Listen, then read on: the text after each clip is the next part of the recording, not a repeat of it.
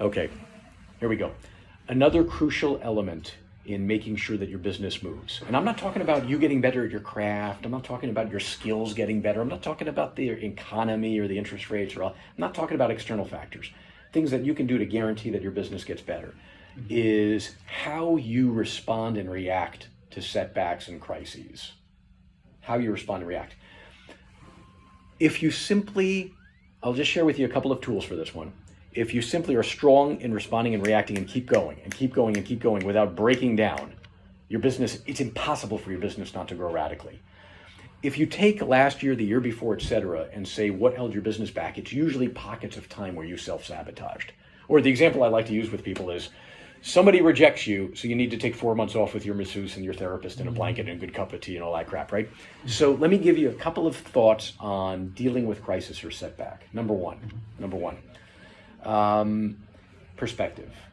We must have perspective, okay? Crazy story. A couple of years ago, I was literally in front of a federal prosecutor, FBI special investigator, and IRS special agent with my two $900 an hour criminal attorneys working for me. Would you believe? True story. $300,000+ of legal expenses later. I can tell you all the story, but welcome to the real world. Stuff happens. Okay, so even my gringo plain vanilla look, we all have a story. Yeah.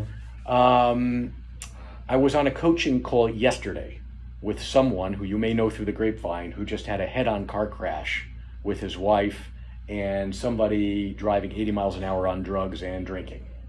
This was just Saturday night. And he posted a picture of the crash on Facebook, someone in your industry. Oh, flip over. Okay. And I just had a coaching call with him because shockingly he's unscathed. But what I'm trying to tell you is we need perspective. The setbacks and problems that you're dealing with are bullshit. They're bullshit. They are nothing, but we let ourselves get clobbered. Have perspective. There are only a few things in life that are significant or important.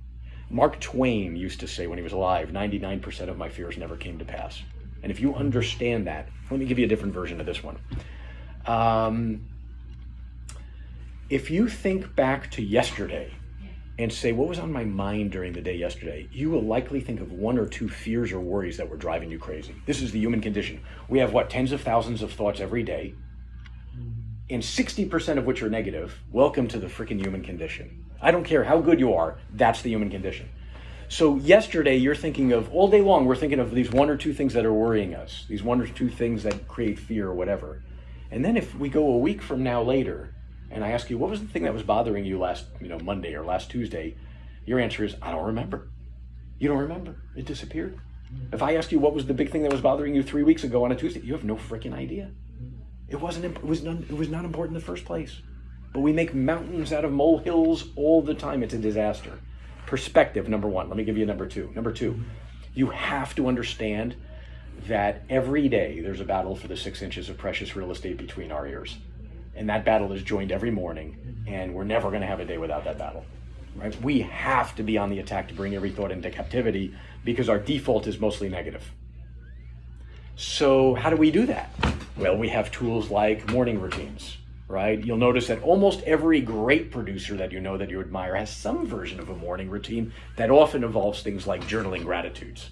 So why do they journal gratitudes? Because journaling gratitudes is training your mind to focus, to scan the world for the positives, not the negatives.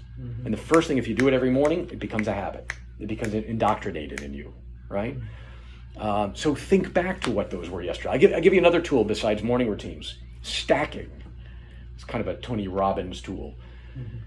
We usually stack negatively, right? Give you an example. You're a real estate professional, you have a transaction in escrow, it has problems, so now you're like, oh man, this transaction has problems, then this is gonna happen, then that's gonna happen, and then your mind goes to, and then I'm gonna lose my house.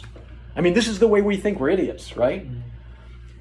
Stacking can be negative, but it can also, it's the domino effect nonsense, but it could also be positive, used for good. For example, I want you to think about this right now. Why don't you guys answer this question for me? Give me, what was the most beautiful place you've ever been to in your life? First thing that comes to mind. Terranea Resort. Terranea Resort, good. I think the first time I went to Cabo San Lucas. First time in Cabo, okay, beautiful. Most romantic meal of your life. First thing that comes to mind. When me and my wife went out, one of the first dates to El Cielo and by Beverly Hills. El Cielo, Beverly Hills, first date. Cool. Same, my wife and I, when we were dating, I knew Italian place. I knew the owner. Italian place that you knew the owner, right?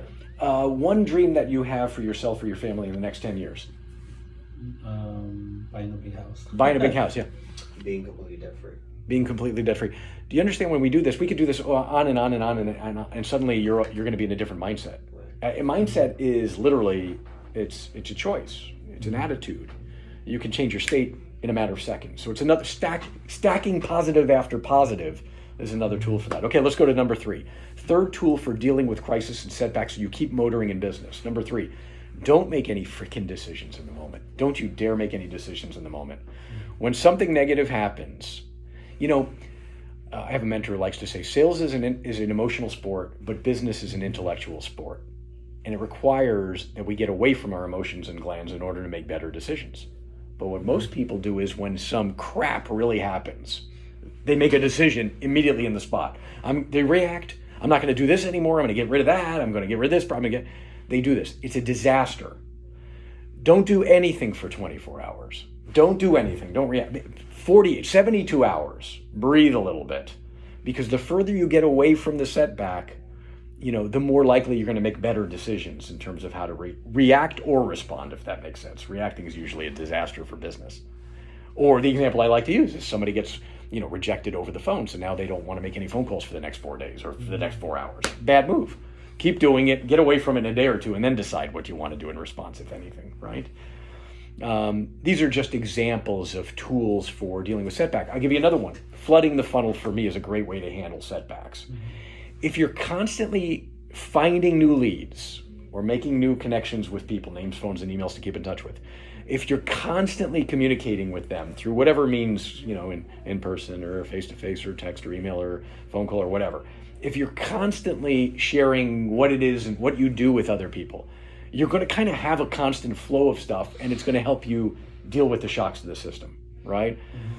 Again, to use, just because I deal with a lot of real estate professionals, to use the example of the realtor that has a problem in escrow, the reason it rocks their world is because they have no other deals in escrow. But if you're flooding the funnel, you don't really care what happens to that specific deal. Just like if I have a client that says, I don't want to continue with something, it really doesn't matter to me when I'm flooded. When I'm flooded, I'm loving on people whether they want to do something or whether they don't, if that makes sense.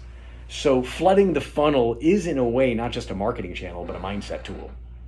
It's a way of keeping you so you're always loving on people and adding value to people rather than thinking about dollar signs. Because when you're thinking about dollar signs, so let's end with that one. Your kind of last tool on this one is, if it's about the money, you're going to have setbacks and you're going to get emotional about stuff and you're going to self-sabotage.